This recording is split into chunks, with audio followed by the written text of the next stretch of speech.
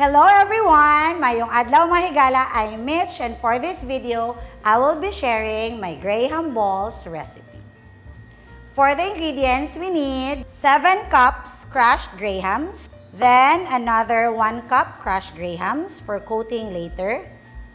Tapos, we need Nestle all-purpose cream or any brand you want. Then lastly, our Bravo condensed milk. For the sprinkles, pwedeng sprinkles of your choice, pwedeng cocoa powder, and for some filling, if you want marshmallow, go ahead, you can put some. Let's start.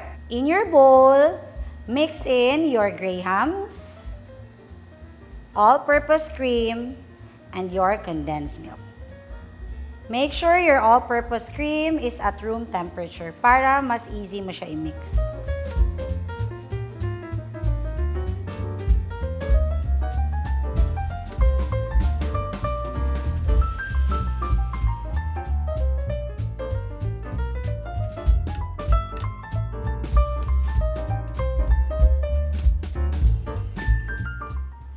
Then, once nag-incorporate na lahat, change to disposable gloves. Get a clean tray.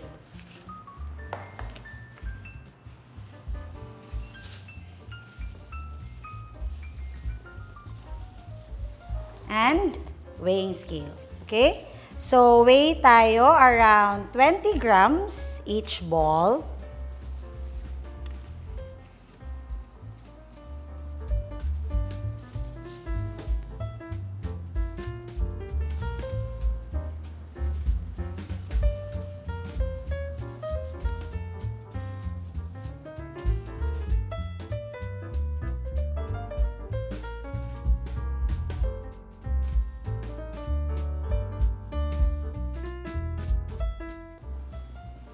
Tapos, form natin siya into circle. Then, once bilog na, yung sobra na 1 cup, dun mo siya i-dip. Para ma-coat siya. Tapos, get ready with your 3/4 na liner. Then, lagay nyo na siya sa liner. So, madaling gawin, tapos pwede siya pang negosyo. The other one, let's put some marshmallow sa gitna. So, flatten first, tapos cut the marshmallow para divide nyo into 2 para mas maliit. Tapos, bilog nyo ulit. Okay?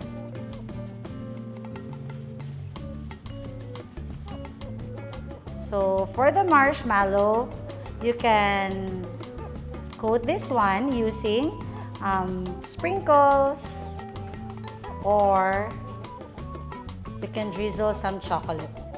Okay? Para you'll know kung saan yung may marshmallow, saan yung wala. Let's do it again.